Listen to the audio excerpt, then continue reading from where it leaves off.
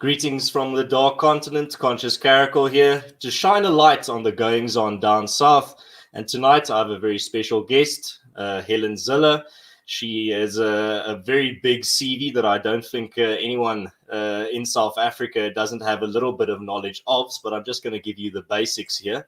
So Helen Zille is currently the chairperson of the Federal Council of the Democratic Alliance, and this has been the case since 2019. From 2009 until 2019, she was the Premier of the Western Cape Province for 2 5-year terms and a member of the Western Cape Provincial Parliament. She served as a federal leader of the Democratic Alliance from 2007 to 2015, and as Mayor of Cape Town from 2016 to 2009. And we're here to discuss her latest book called Stay Woke, Go Broke, Why South Africa Won't Survive America's Culture Wars and What You Can Do About It. But this is not Helen's first book, but this is definitely new territory for South African authors to go into. I don't think I can name any other authors in South Africa that have really explored this very new phenomenon. But I think it's very important reading. It's something that people need to be getting wise on. So I'm very honored to have you on the show, Helen. Welcome on the Stream of Consciousness. Adam, I'm very happy to be here with Conscious Caracal. I followed you on Twitter for a long time before I knew that it was you, Conscious Caracal, and I'm really glad that you're doing the Stream of Consciousness. Basically, wokeness isn't new. It exploded in South Africa in 2015, but you're quite right, very little has been written about it from a South African perspective. In fact, it took quite a long time for us to understand and grasp the enormity of what was going on, and an even longer time for us to understand the implications for our situation. Because wokeness really got a name and emerged in the United States, where a majority population was looking at their accumulation and use of power and trying to find out how that affected minorities. In South Africa, it is precisely the opposite way around. You have a majority, a very overwhelmingly large majority, that has been in power for more than 25 years in South Africa, using wokeness to consolidate more and more power in fewer and fewer hands and concentrate power rather than disperse power. And that is a fundamental difference that we all have to understand. Also in our context, where we are trying to get the basics of development right, to assume that you can turn your capital and skills and your holders of much of the capital and skills of the country into the evil, wicked whiteness that has to be vanquished is a shortcut to disaster. And I really felt that we needed to look at the implications of that before it was too late. Well, we're definitely going to get into the the more interesting and very impactful contents of your book. But Helen, one thing that your book also did teach me is what a rhombi-cosi-dodecahedron is. That is the geometrical structure with the most corners of any other geometrical structure in the world. I don't know how many corners it's got, but lots. And I use that as a metaphor for the former leader of the DA, for the number of times he managed to paint himself into a corner. And I said he would never, ever run out of corners. So that's what I was basically saying. Well, I think it's very appropriate that we have today's discussion on Freedom Day, because I think the contents of your book do concern the topic of freedom and the freedoms in South Africa, because the ideology that you are waging war against, if I can put it that way, is an ideology that wants to take away freedoms from people, an ideology that wants to restrict people in regards to the values that we, both you and I, value. So I think let's start off with the big thing, seeing as I mentioned earlier, this is something that is new to South Africa as a word or as a concept, but as you write in your book, it's been something that has been here, a way of thinking that's been here for a long while. Can you enlighten us in terms of what is wokeness, or rather by its technical academic term, critical theory? Well, wokeness is an approach that defines the biological essence of a person, primarily their race, but also their sex and also their sexuality, as the most important defining attributes about them, that they can be judged according to them and placed on a hierarchy of power or disadvantage on the basis of their biological characteristics. So it starts with that, assumptions about every individual on the basis of the color of their skin, their sex, and their sexuality. And then it places them in a hierarchy of power, with white heterosexual males dominating that hierarchy, and tries to invert that with these broad generalizations around power holders, victims, and villains. It assumes that all knowledge generated in modern democratic societies is there for the benefit of white heterosexual males to oppress everybody else. And it seeks social justice in the world by inverting that pyramid and fighting back against the dominant power hierarchy. It also attributes virtue to victimhood. So having divided the world into villains and victims on the basis of biology, it says the victims are by definition virtuous, and the villains are by definition evil on the basis of their biological characteristics, because all knowledge and all power has been shaped by them to oppress others. That's the basis of wokeness. I'm sorry I've gone into a bit of detail there, but it is that set of assumptions brought to a society like South Africa that is extremely dangerous. Mm. And if I understand it correctly from what you argue in your book, wokeness and critical theory is just the academic synonym for this phenomenon. Yes, indeed. Critical theory, it's I call applied postmodernism, which has a power principle and a knowledge principle. And they believe that all power in the world has been seized by a specific biological category of people, and all knowledge hierarchies and systems have been used and appropriated by that same class of powerful people, and that speech has been appropriated by them. So they draw the conclusion that language is violence, which is why woke people go around policing everybody's speech and looking for a violation of the woke narrative the whole time.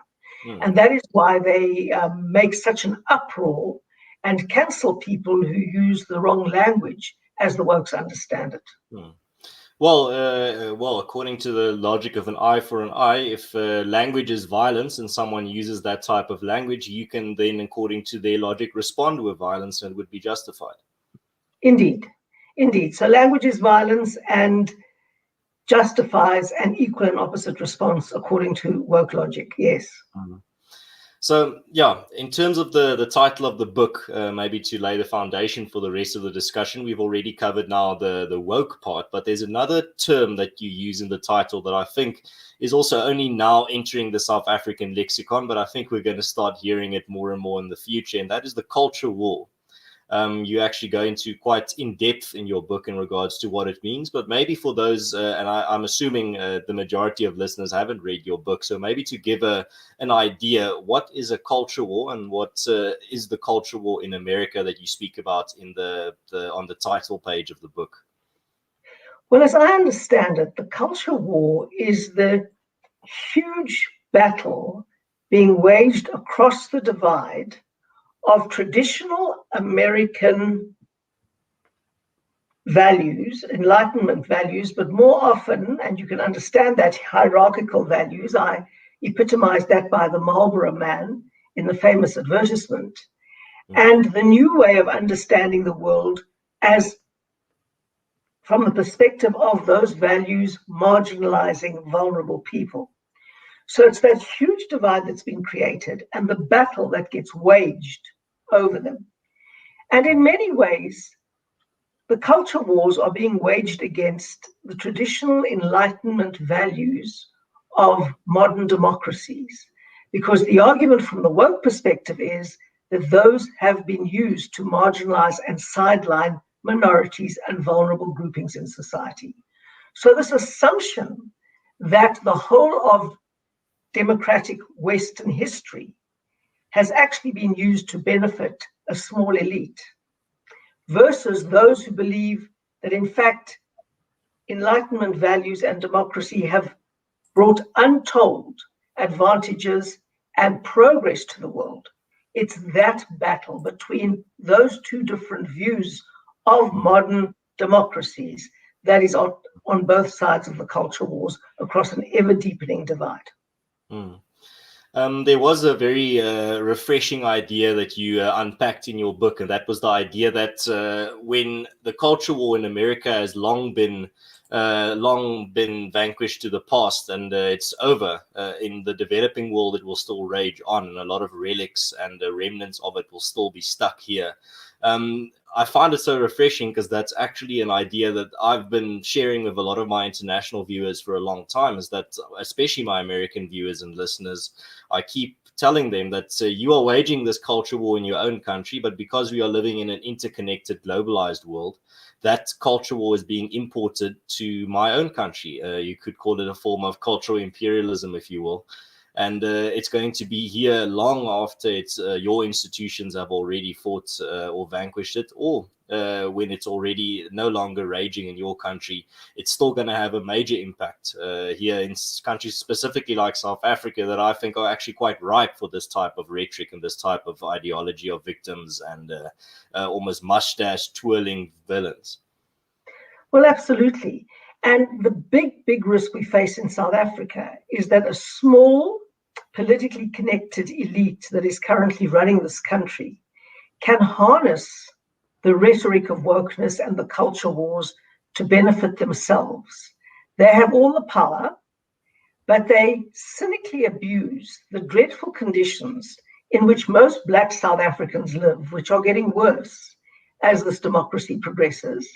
They harness that misery to impose policies in the name of wokeness and critical race theory that continue to benefit and re-benefit a small elite. So they've got an enormous vested interest in keeping this going, whereas arguably the power hierarchy in the United States of America doesn't. So here in South Africa, all of those ideas can be harnessed by a very small, corrupt, kleptocratic elite in the name of the genuinely poor and disadvantaged to bait and switch that advantage to themselves. And that is a real tragedy, but it shows how power hierarchies will keep this ideology alive because it can be abused so badly to benefit them. Mm. And speaking of stories with villains and heroes and victims, your book is filled with anecdotes and stories that have gripped the South African readership for a long time, or the people just paying attention to the news. But there's one story that you did mention that I remember very vividly, and a story that when it broke at the time, it got my blood boiling. I think it would get anyone's blood boiling that has a sense for injustice. And it's the story of Ashley Schultz. And when I read it again in your book this time around, I felt that same type of anger and frustration at the details of the story.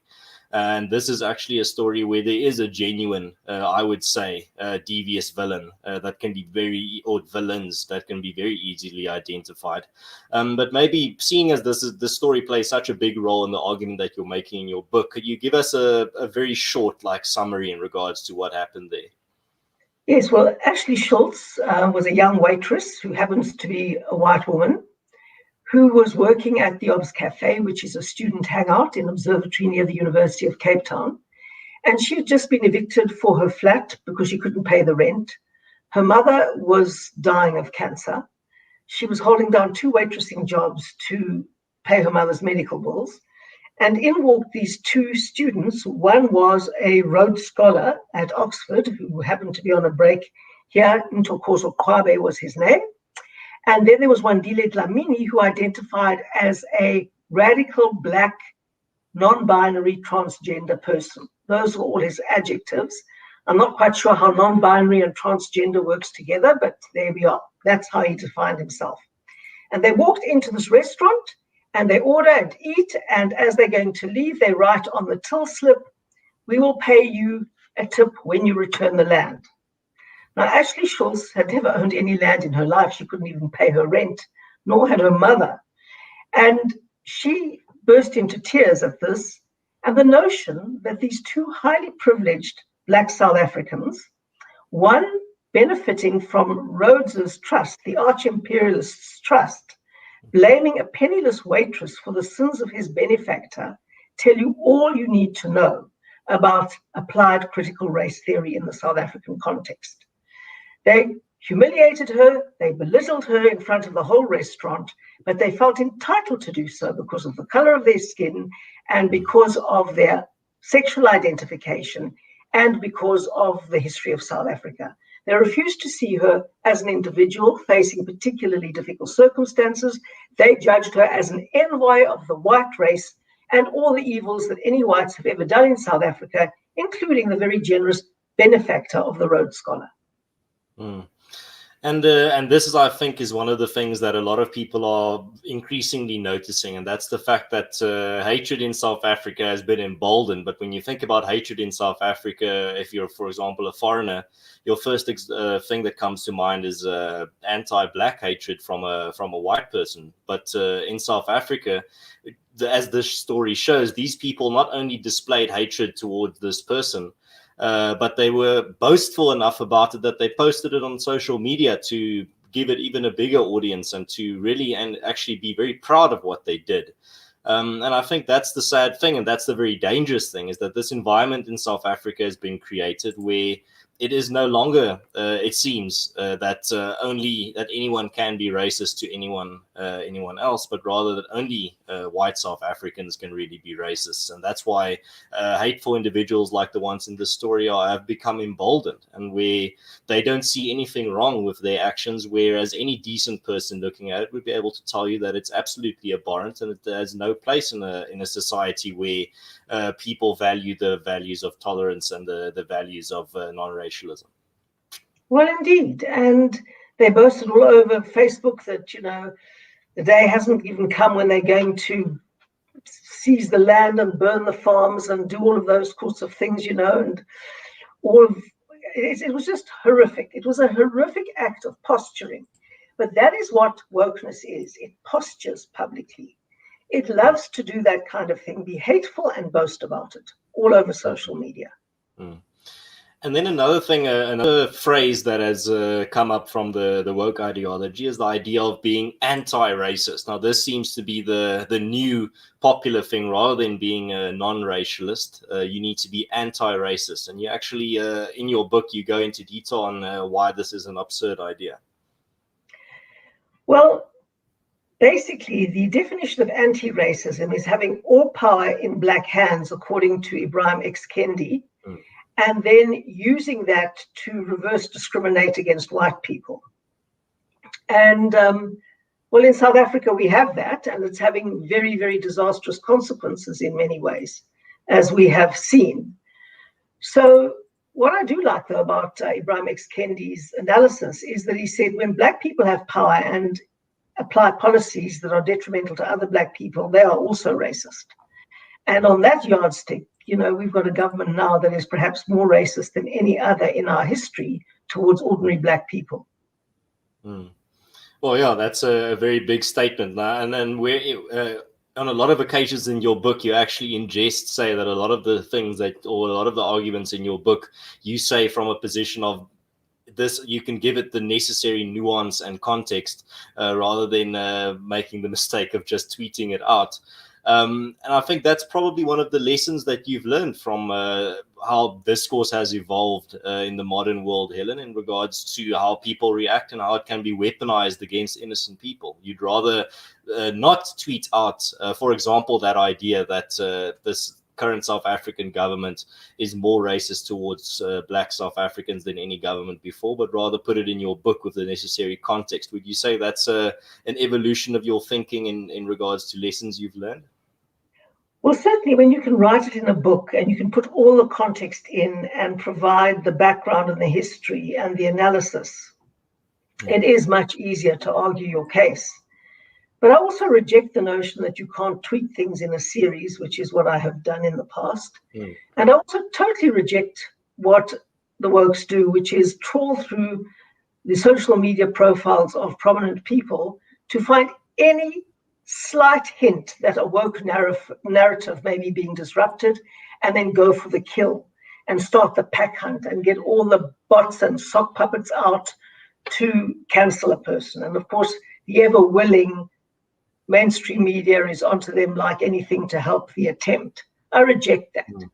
What could have been the most extraordinary vehicle for debate and analysis has really been turned into a sewer that is Twitter, and to a lesser extent Facebook, by this ideology of complete intolerance that is wokeness. Yeah. Well, critical theory is pretty much a religion without the idea of redemption or forgiveness. I think that's pretty much a way to sum it up. Well, you're redeemed if you've got the right skin color. So that's your redemption. Permanent victimhood is your redemption.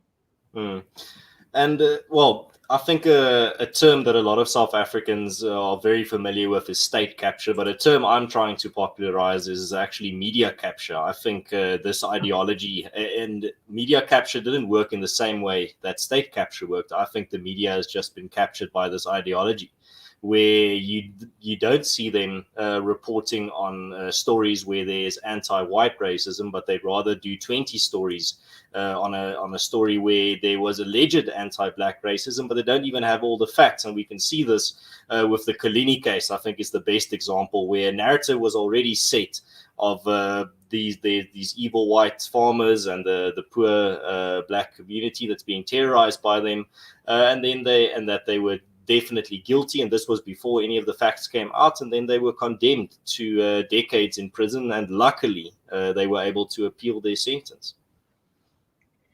Indeed, and there have been many, many cases. I mean, the Cape Times comes out every morning with the most extraordinarily thin allegations of racism against people for the most banal actions or statements.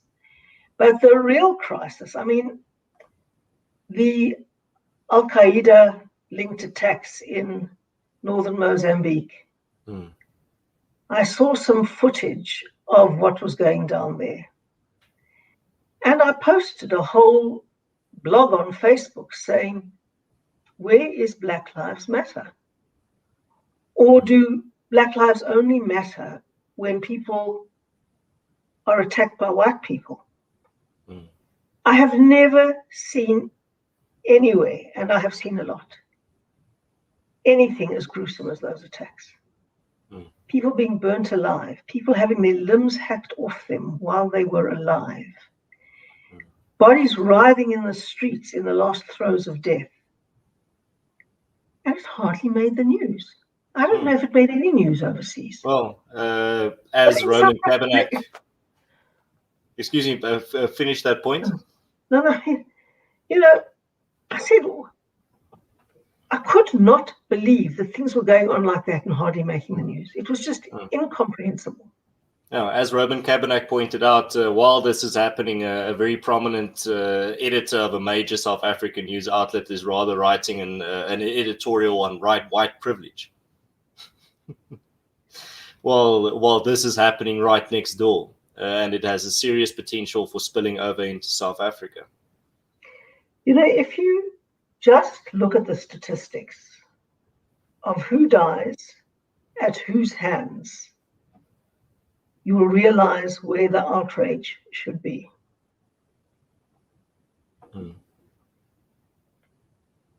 Absolutely. There was an interesting point that you made in your book. So when people talk about the timeline of South Africa, they will often point to certain dates when things went wrong, or when that certain day or years that were turning points. And the year that you identified was 1997, interestingly enough. You point to that actually as maybe the peak where the downhill kind of started, or where the rot started. Could you please elaborate on that? Because I think it's a fascinating notion. Yes, 1997 was the year where everything started turning. And that was because the ANC's Congress, or National Conference as they call it, adopted the cadre deployment policy as a formal policy to transform the state. And the idea behind that policy was that the ANC's deployment committee at the very center of the party would determine which ANC cadres, as they were called, which ANC loyalists would be deployed into which positions throughout the state and state-owned enterprises and other crucial organizations. And it was that led to state capture, inevitably led to state capture. So the ANC put their loyalists, irrespective of qualifications or ability or fitness for purpose, into senior positions across the entire state sector, including state-owned enterprises, and demanded their loyalty first to the party and then to the public. And that is what led to the hollowing out the shell state, all form and no substance. It led to cronyism, corruption, and eventually the criminal captured state. That was the trajectory. And it started in 1997. And that is where we are today, the end result of that process. A kleptocratic state that is criminal to the core. Yeah, I like the fact that the word Kichstocracy has caught on, and it's not even as if it's a fictional word.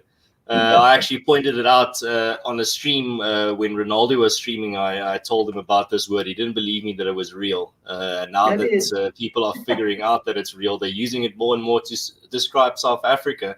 And it's almost like it was handed to us by a universal scriptwriter himself. It fits like a glove in South Africa. It fits like a complete glove in South Africa. But yes, I think that whole concept of cadre deployment and the National Democratic Revolution, something that I think is also almost an episode worth of information on its own, is something that people need to start taking notice of. Well, not taking notice of, but really starting to realize the effects that it had, how deeply it has borrowed into the South African state. And I mean, the whole idea of cadre deployment is done under the guise of, as they say, righting the wrongs of the past and fighting for the little guy and uplifting the marginalized. But it's doing exactly the opposite, as you argue in your book.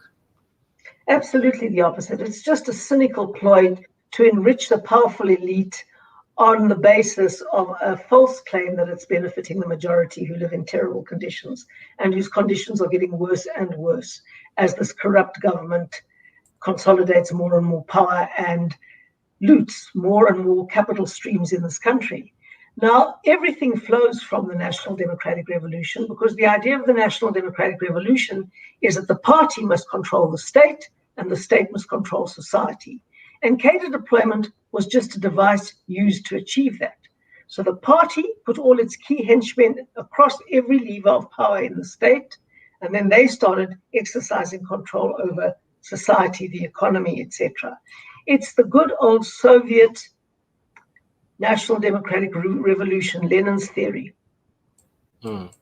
Well, I think we should stop calling it BEE and rather start calling it CEE. Cadre economic empowerment would be much more accurate.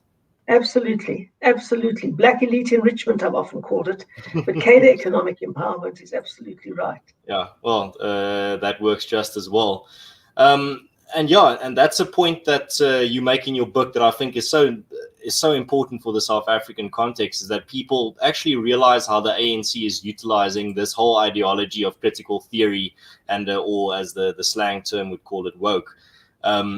And I think that's something that people need to start realizing in regards to the far-reaching effects that it has. And it's very interesting how you in your book tie those two together. I mean, you're writing about South Africa, but at the same time, you're also doing an analysis on an ideology that's been imported from overseas. Yes, well, it couldn't have come at a worse time for us, because Nelson Mandela gave us another vision. He gave us a vision of inclusion, of non-racialism, of incremental progress, of education, of inclusivity, of economic growth, of non-racialism, of constitutionalism, all the big ideas that created the South African story, which is why we became, I suppose, the poster child of the world in the early 1990s. And this critical race theory, wokeness, has provided a perfect smokescreen for the most corrupt and manipulative kleptocrats to claim the moral high ground for their strategy. And it is really tragic because it makes it all the more difficult for us to regain that vision of a constitutional democracy, pursuing non-racialism and the rule of law in a growing economy and benefiting all its citizens. That notion is lost because that notion is now perceived to be a narrative that has to be disrupted.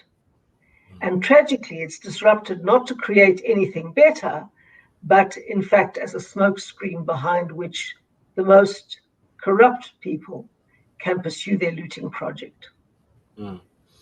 I see here my good friend Quentin Ferreira. I'm so glad to see he's tuned in. He makes a good point, and it actually leads me into something else that I read in your book that I found very, very good. So he says, critical theory is everywhere in the humanities. I was forced to do an entire module on critical psychology just to deconstruct everything we learned until that point.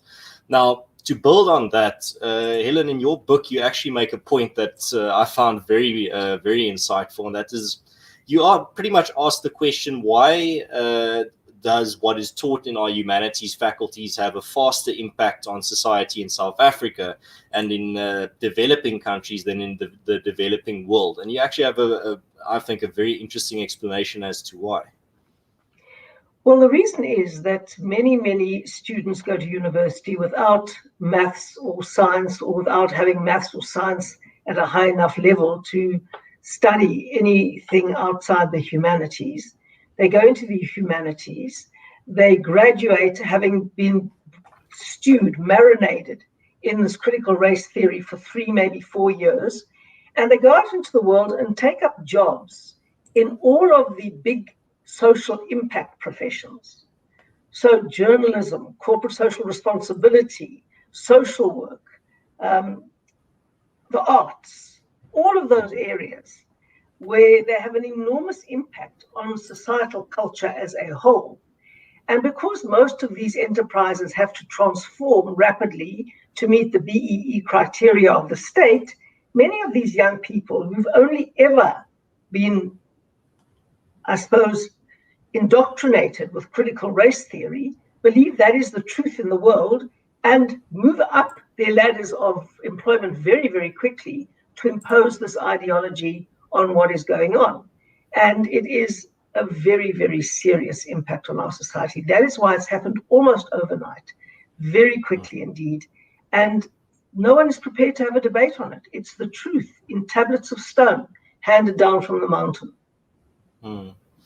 Yeah, and that's a very interesting angle, seeing as the fact that here you see almost this vicious cycle being formed between this BEE policy and this critical theory in universities. The one hand almost washes the other. And that makes sure that the cycle is perpetuated. I think that's a point that we need to understand going forward. But that doesn't mean that academics or the academic world is lost. I mean, you still see a lot of pushback regarding it within the academic world, but you also see institutions being built like academia and Soltech and the etc., where people are taking academics seriously again and saying, well, if the public universities are not going to root out this hateful ideology, then we will build our own institutions slowly, brick by brick, through crowdfunding it. Well, that's great. And, when I say stay woke, go broke, I mean it. Eventually you run out of other people's money. And eventually people are saying, this is leading us nowhere. This hateful ideology is certainly not leading to progress. It is undermining Enlightenment values. Why should we continue to fund it or pay for it? Burning artworks, toppling statues, all of that sort of thing is hardly the engine of progress in a society, although obviously debate on the role of people in the past is absolutely legitimate. But what I feel very strongly about is that very few academics in South Africa are using their freedom, using their academic tenure to speak out against this. They are too scared to do so. They are extraordinarily intimidated. And given that they were very vocal against apartheid, and I think rightly so, the contrast now is quite extraordinary. The meekness, the mildness, the refusal to speak up and to speak out is a real blot on the name of humanities faculties and our universities in general. And I tell you, just like the English-speaking media, stay woke, go broke. It is going to happen. And when you're talking about the South African media in regards to their silence and embrace of this ideology, there's another silence that I think is also a bit deafening, and that's the silence from the international community when they see the abuses going on in South Africa in regards to the government and its racialized policies. I think, if I remember correctly, you pointed out, I think in a Politics Web opinion piece, that the South African government has, I don't know how many racialized laws that actually has approached a point where they are competing with the previous regime in regards to their racial laws list. But why is the international community so silent on it? That's a very good question. It's because of the culture of wokeness has justified the institutionalization of reverse racism on the false presumption that it will fix the injustices of the past. And in fact, more racism is not going to solve the problem of racism in the past. Quite the opposite. Yeah. Well, the current form of people call it reverse racism. I think that you can't call it that because it's just racism. But the racialized policies of the ANC is pretty much, or the logic that this will right the wrongs of the past is all you're doing is you're digging a new pothole to fill an old one. Exactly, and it's the notion that having all these racialized laws that define who can benefit and who can be employed and who can advance on the basis of the color of their skin is never going to resolve the problems of the past. On the contrary, all the data shows it is making things much, much worse, especially for the poor, because what it does is, first and foremost, it drives away investment and it destroys jobs. And what South Africa needs more than anything else is investment, growth, and jobs. And the new racialized laws have been identified by international business people as the biggest single disincentive to investment in South Africa. Well, hopefully the people are starting. Well, it seems that people are taking notice, but I think it will be up to South Africans ourselves to fix these types of problems and to fight back against the racism, the racist policies of this regime. Something that you pointed out in your book that I think is also something that I want you to elaborate on is, it's quite a long quote, but I think it was pretty brilliant, where you said, "It takes enormous courage and principled determination to stand up against the encroachment of the fear society. Having lived through the apartheid era as an outspoken critic, I find it harder to question the tenets of wokeness today than it was to speak out against racist policies and prejudices 40 years ago." Now, I'm going to give you the opportunity to really give this quote the nuance that it deserves. Well, I was a very outspoken critic of apartheid, and I was a very outspoken journalist, and I had my brushes with the law. I was detained on one or two occasions, but not held in solitary confinement and not detained without trial. I was arrested for being in the wrong group area without a permit and that sort of thing. And I was charged with various other things. But speaking up against apartheid at the time put you on the international moral high ground, and you got a lot of affirmation from that. Even though you got a lot of pressure as a result of it, you also got a lot of affirmation because you felt that you were on the side of history and because progressive and democratic people thought the same way as you did. Today, standing up for exactly the same values and exactly the same principles, opposing racism, opposing generalizing about people on the basis of their race and pigeonholing them into categories on the basis of their biology, taking exactly the same stance today is considered to be right-wing and is subject to the most extraordinary and vicious hate and cancelling that I have never experienced before. So it is harder to stand up for exactly the same principles today that I've stood up all the years. Well, I think that's the advantage of standing by your principles, that you never have to flounder about and figuring out what you stand for today. That's true, but you're never popular, you know. There's never a single government that likes you, and you always are targeted by the people who want to be in with the power hierarchy of the moment. Well, that's I think a very, very good point. There is something else that I also think is worth discussion, and that's more not just worth discussion. I think of a lot of value specifically for young people growing up in this environment, and you actually dedicate quite a lot of your book to this question, and that is what to do when you are targeted by this woke cancel culture mob. Could you maybe give us an idea of some of the advice that you give for people that find themselves in this situation? Speaking as someone that has found themselves in this situation, I think on a higher profile than any of us ever will. Well, yes, I go through the steps that people must really recognize. First of all, you must recognize what is happening. Be completely calm and ask yourself whether what you have done is really wrong and evil, or whether you are just disrupting a woke narrative. If you have just disrupted a woke narrative, don't apologize, because it only makes things worse for you. If you apologize, it is not regarded as an act of reparation, because reconciliation and reparation are not on the agenda of wokeness. They only want reputation destruction and annihilation. So if you do apologize, the first thing they will use is your apology as proof that you did something really evil. And then however you apologize, it will never be enough. It will never be sincere enough.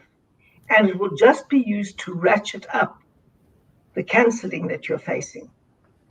And it will be pushed along every single avenue in the mainstream media. It will be taken to the Human Rights Commission and all sorts of other places in South Africa that there is, even though what you said has been said a million times before by thousands of other people. And it will just carry on, get a life of its own until you are good and properly cancelled. So my advice to people is stand your ground, repeat your point, and understand that 90% of people on social media who are going berserk are not real people. They are bots and sock puppets and interlinked networks of computers that are manipulated by a few people who are driving the cancel agenda. I think the most important piece of advice there is definitely the one of don't apologize, especially now in this case, where as long as you know who you are, nobody could tell you who you are. As long as you know you're not a racist or a sexist or whatever they want to call you, then they can call you that, and it will flow off you like water off a duck's back because you know who you are. So I think that the people around you panic. The people around you panic, especially as they see things, unfolding. But you've just got to keep on going, and you've got to say, I said nothing wrong. This is actually a fact. And I'm not going to be cancelled for disrupting a woke narrative that is a fiction. Well, Helen, I think it's fair to say that your past and just your life in general has prepared you for the online world in some type of way, of not always being the media darling or being the darling of public opinion. I think that is actually a little bit of a blessing in disguise. Indeed, indeed. If you go into politics, you mustn't ever want to be popular. And I've never wanted to be popular ever in my life. It's not something that I've needed to do. I want to stand up for what I really believe is the truth. I know the truth is very, very hard to find, but I always do try to find it, and I know it's often not popular. But that's been my motivating force, and to get South Africa to work on the basis of decent values. And that is my motivating cause. Well, I'll always have a major respect for anyone that sticks to their principles. It doesn't always have to be principles that I always 100% agree with, or political views that I 100% agree with. But seeing someone stick to what they believe is right and true, even in the face of absolute hatred, I think takes a lot. So there's something that I think is also very exciting in terms of our times. I mean, you talk in your book about you do a lot of analysis in regards to what the problems are in South Africa, but you also give some hope in regards to the situation. And something that I think, for even me myself working for AfriForum, something for me that is exciting is being a pioneer, pioneering solutions now for problems that other countries might experience and will likely experience in the future. I think that's something that makes it easy for me to go to work in the morning. I don't struggle to get out of bed. It's nice working on solutions for the future and being on the cutting edge of working on new solutions. And I think you introducing some of these ideas to the South African zeitgeist is also very cutting edge. Well, I enjoyed doing it. I felt I had this book in me and I really needed to get it out. And it really crystallized when I was looking through the reading list for the Young Leaders program that we run in the Democratic Alliance. And there were all the classic liberal works there, which was great, and all the things that I felt they should be reading, but there was nothing that introduced them to the reality of the impact of critical race theory in South Africa. And I felt this is a big lacuna, it's a big gap in the reading list. And I asked them to try and find something that did that. And they said, well, we can't find anything. There isn't a book that does this. And I said, well, then I better write one. And so on the 20th of December last year, while we were in Lambert's Bay with my in-laws, I sat down every morning and wrote a couple of pages. And then I finished by the 20th of February. And it was just in time for the Young Leaders program this year. So I'm delighted about that. And now they have a book that looks at liberal ideas in the cauldron of critical race theory and how to respond to them. Well, this is something that we have spoken about in private as well, and that's the idea of the zeitgeist and how important it is to push and pull as much as you can in regards to the tijdsgeest, as you would say in Afrikaans, that's out there. And I think in German, yeah. Yeah, and writing these types of books and writing opinion pieces on it and really engaging with these types of ideas and making them accessible to the average layman, I think is something very important. I think it gives people the weaponry and the armor that they need for the culture war, if you can use that metaphor. And that's what I really enjoyed about your book, is that it is very accessible. It's not some book that's written just for academics or written just for politics nerds, if I can put it that way. It's written for the average person as well that doesn't read the newspaper every day or isn't even on social media or doesn't really follow the news constantly, but also has an interest in these types of things. I think that's what's going to make this book very valuable, is how accessible it will be to the layman that picks it up, that just has a little bit of a shred of interest in the content of it.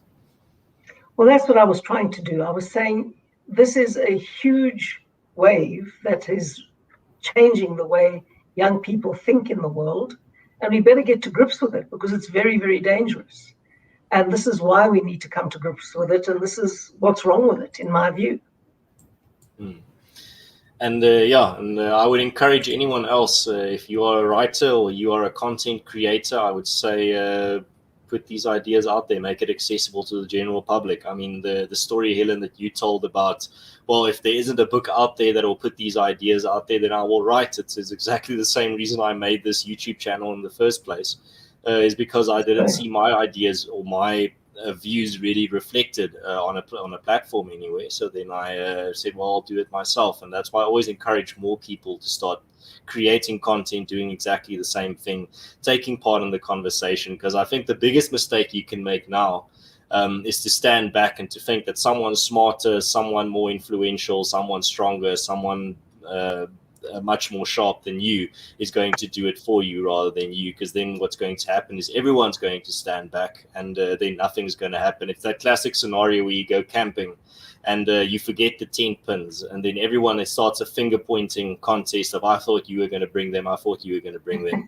And I think with this, it's exactly the same. In the end, we shouldn't get to that point where people say, well, I thought Helen Zille was going to say something, or I thought that my hero or Kali Kriel was going to say something, or Flip Base was going to say something, where they could have said it themselves. And I think people need to start realizing that you're not too stupid or too dim or too uninformed to really take part. You just need to do your research and make sure that you have done your reading, and then anyone can take part in the conversation. And absolutely, and people mustn't be scared either. That's why I give those I suppose sample conversations in situations that we're all familiar with. And I give these sample conversations and I say, this is the debate on this issue and how it's dealt with. So yes, I agree that we must all get in. I saw Ronaldo come in and say, great show, that's so nice. I was on his show the other night. Yeah, so people must get in and they must really debate and say their say and not be intimidated into silence. The most important thing, in fact, the very most important thing, is for people to continue speaking freely. The entire woke idea is to shut down ideas that don't agree with theirs. And by simply refusing to have your ideas shut down, you are doing more to advance history in the correct direction than you even know. Well, I think that's very inspirational words for anyone that wants to leave their mark on the community and country around them. Before we get into final thoughts, Helen, there's one other thing that caught my eye in your book, and that was your very kind words towards the solidarity movement. I thought that was very nice, and I appreciated it. I sent it to everyone in the movement, and they were also very chuffed with it. So thank you very much. Well, I certainly see the solidarity movement as doing an enormous amount to deal with the consequences of a failing state. And it's one thing that wokeness isn't doing in most other English-speaking countries. It isn't destroying state capacity. And when I talk about destroying state capacity, I mean no lights, no clean water, no passable roads. I mean really basic things that the so-called cadre deployment, which is a byproduct of wokeness and the way it's applied, results in. And the failed state, as a consequence, is something we South Africans have to deal with every day. And the work that the solidarity movement is doing to compensate for a failed state and for ensuring that people have those basic services is quite extraordinary. And I know that the solidarity movement is a movement that compensates for state failure for a specific category of people who feel they're disenfranchised because they can't change the government through their votes. Nevertheless, many, many other people also benefit from it. So it's an extraordinary example. And, when people like Max du Preez says, great, the solidarity movement's doing great work, but why don't you extend it to everybody? Well, the point is, why don't people vote a failing government out of office? The big risk with compensating for state failure is that people never get to see the consequences of their votes in practice. Well, it is, as Kali Kriel says, if the government were to give us some of their tax funds, we would be able to do a lot more for a lot more South Africans and for a broader amount of people. So we're waiting for that day. If they give us a little bit of a slice of the tax money, I think we'll be doing a really good job. A good example is where the Gauteng Department of Education, it costs them 450 million to sanitize schools while the students aren't even there. Solidarity uses the crowd-funded money that they got from the members that gave 50 Rand, 20 Rand, 10 Rand donations. They build a university that's going to last forever.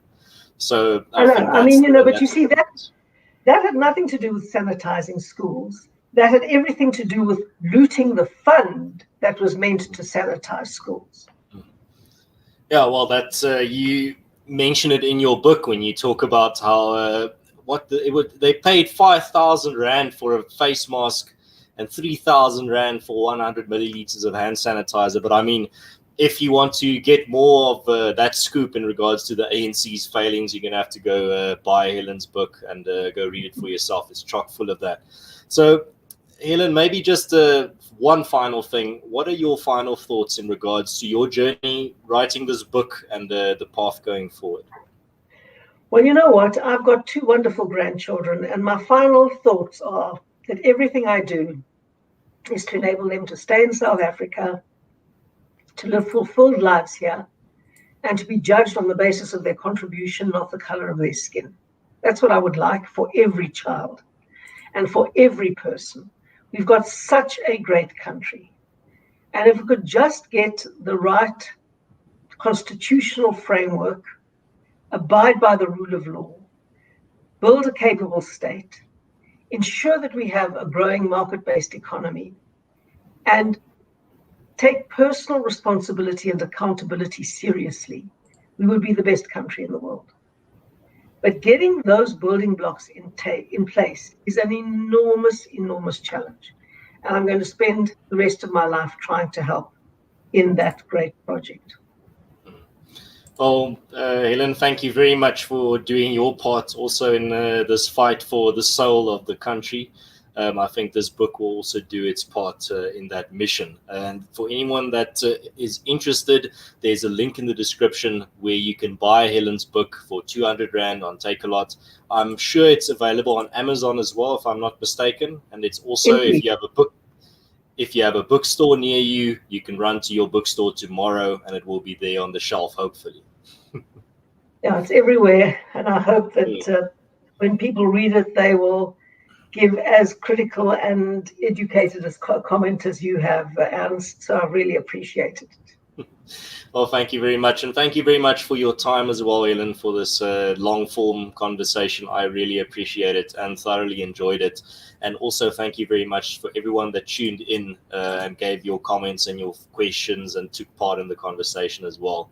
I also really appreciate that a lot. If you're new to this channel and you like these types of conversations, you can subscribe. And if you want to help this show out, you can also leave a like. And if you're not watching live, you're watching afterwards, you can leave a comment with your ideas in the comment section as well and take part in the conversation there. So good night, everyone. Enjoy the last bits of what's left of your Freedom Day, and good luck tomorrow at work or at school. And I just want to say hi to Quentin Ferreira. I saw him coming up in the comments, which was really great. And I miss him. Is he in Portugal now? Yeah, he's in Portugal currently. Yeah, he's a good friend of mine. Time he came back. Great.